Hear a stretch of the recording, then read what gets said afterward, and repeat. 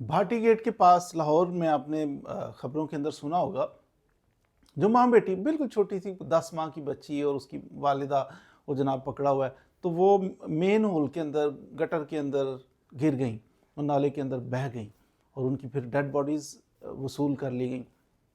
آپ مجھے یہ بتائیں کہ اب ان کا کیا حل نکلے گا، اس کو کیا ریلیف ملے گا؟ میکسیمم ایف آئی آر ہو چکی ہے، قانون حرکت میں ہے، جو ہماری چیف منسٹر صاحب ہیں پنجاب کی، انہوں نے بڑا ایکشن لیا ہے، بڑا کوشش کی ہے اس کے لیے کہ اس کو سارٹ آؤٹ کیا جائے کہ ایسا کیوں ہوا، کس کی نیگلیجنس ہے۔ یاد رکھیں کیا میکسیمم کیا ایفرٹ ہوگی اس کے لیے۔ آپ کو پتہ ہے کہ اس کیس کی ایف آئی آر درج ہو چکی ہے تھانے کے اندر۔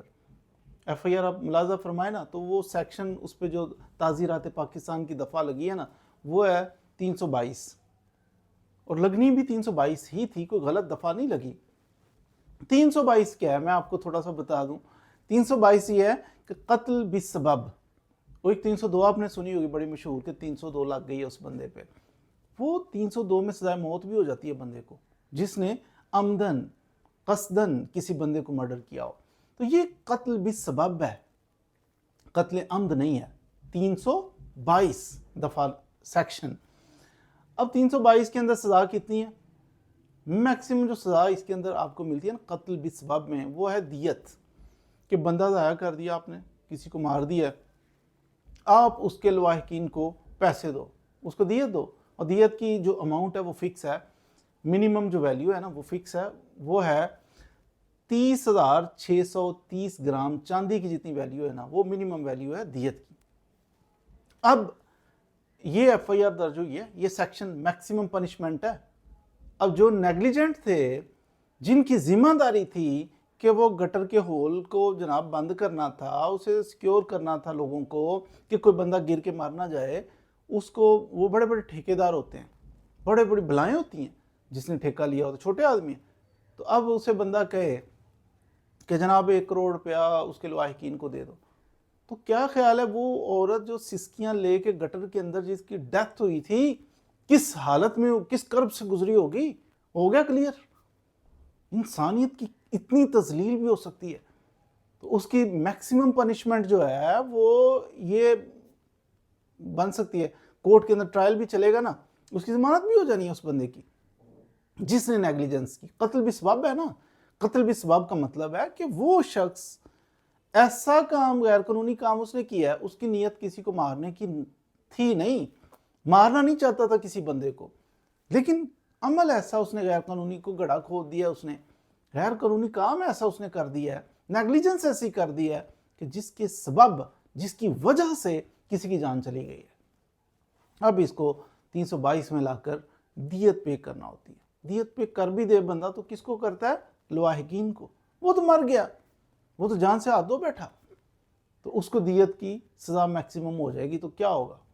کچھ اسے مل جائے گا عورت کو، اس کے کوئی ریمیڈی ہے کیا؟ یعنی انسانیت کا یہ جنازہ نکل گیا، تذلیل ہو گئی انسانیت کی کہ کسی انسان کی یہ قیمت ہے۔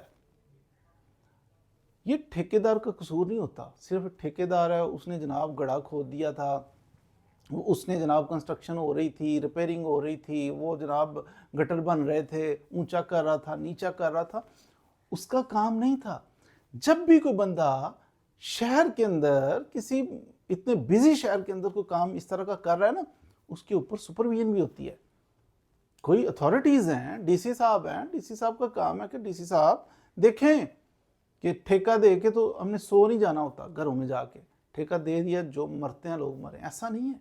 آپ نے دیکھنا وہ جو کام جس نے ٹھیکہ لی وہ کام کر رہا ہے، پبلک کو سیکیور رکھا ہوا ہے اس نے، یا پبلک کے لیے ڈینجر ہے، پبلک کے لیے خطرہ ہے، تو یہ چیزیں بھی سپروائز کرنے کی ضرورت ہوتی ہے، جس میں میں تو کہوں گا کہ صرف ٹھیکیدار کا قصور نہیں ہے، اس میں سارے لوگ انوالو ہیں، جنہوں نے نیگلیجنس کی وہ بھی، جنہوں نے اس کو نیگلیجنس کرنے سے روکا نہیں، اسے دیکھا ہی نہیں اس کی نیگلیجنس کو، وہ بھی، سب ذمہ دار ہے۔ ایک جس نے جان بوجھ کے ایک جان لی نا، ایک بندے کو قتل کیا، گویا کہ اس نے پوری انسانیت کو قتل کیا، تو یہ 2 جانیں نہیں قتل ہوئی، 2 جانیں ختم نہیں ہوئی، انسانیت کی تذلیل کی، انسانیت کو آپ نے ختم کر دیا۔ تو ایسے واقعات رونما ہوتے رہتے ہیں، ہم جھاڑ کے کچھ عرصے کے بعد بھول جاتے ہیں۔